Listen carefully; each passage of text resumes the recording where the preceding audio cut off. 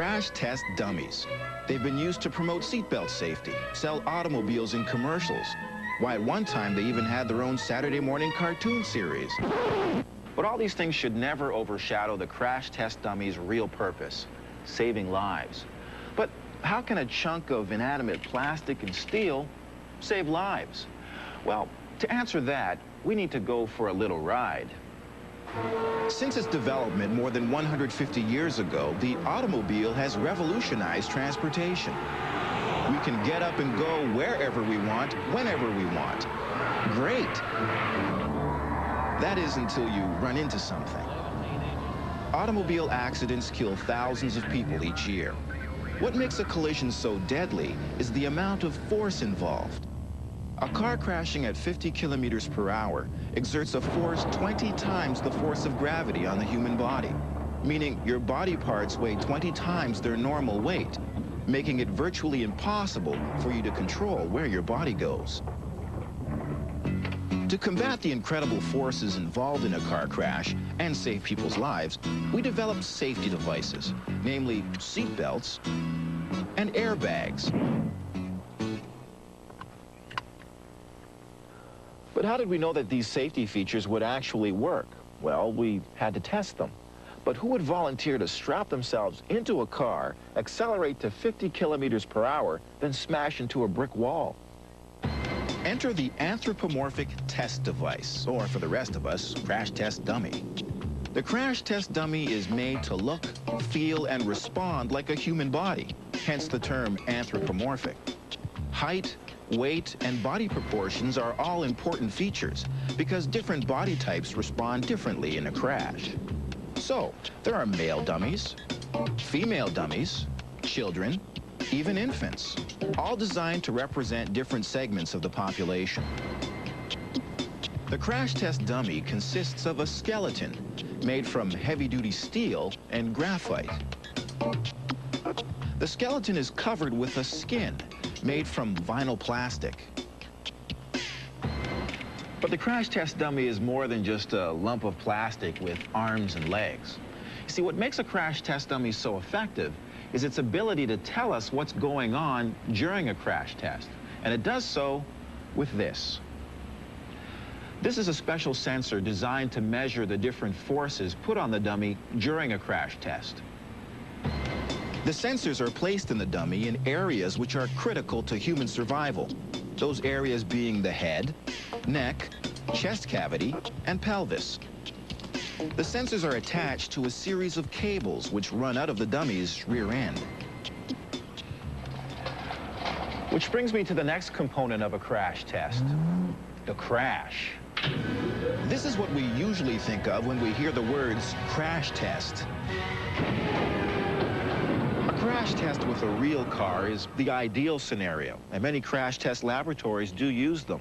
But you don't need to demolish a perfectly good vehicle to simulate the forces involved in a crash. You can actually use a sled. That's what I said, a sled. The researchers here at the Defense and Civil Institute for Environmental Medicine in Toronto use a special crash impact sled for their crash tests. The sled runs on a track more than 40 meters long. To simulate a car crash, the sled is pushed backwards using a giant high-powered piston, which when released is able to fire out with about 130,000 kilograms of pressure. But how does pushing the sled backwards simulate a car crash? Well, impact sleds simulate car crashes by mimicking the forces involved. You see, deceleration or slowing down and acceleration or speeding up apply the same amount of force to the human body, the only difference between the two being the direction. So traveling at 50 kilometers per hour, then coming to an abrupt stop, applies the same force to the body as starting at a dead stop and instantly accelerating in reverse to 50 kilometers per hour. Which is exactly what happens on an impact sled.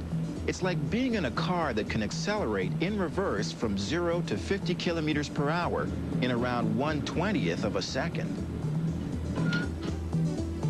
To demonstrate just what I'm talking about, we're going to test the restraining power of a child car seat. We begin the test by strapping in our gracious volunteer. the 3-year-old test dummy. Once the dummy is strapped into place, it's plugged in. All of its internal impact sensors are connected through a series of cables to a computer, which records all the measurements during the test. To produce a visual record of the test, several high-speed video and film cameras have been mounted onto the sled. Once everything is in place, it's lights, camera, action. The instant the piston fires, the impact sensors inside the dummy begin relaying measurements back to the computer.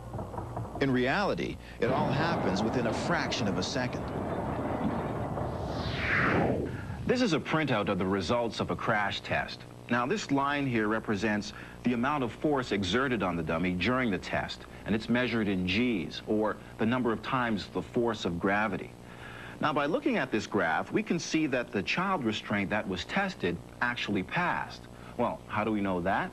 Well, anything below this 60 G mark here is considered an acceptable amount of force, meaning the human body can withstand up to 60 times the force of gravity without fatal consequences. But only for a split second. But how exactly did we come up with that figure of 60 Gs? Well, long before we developed the crash test dummy, we used different test subjects. We used cadavers, dead bodies donated to scientific research. After going through a crash test, the cadavers were opened up to see how much internal damage had been done. The results of those autopsies, coupled with crash test measurements, helped us come up with that 60 G limit. Thank goodness for progress.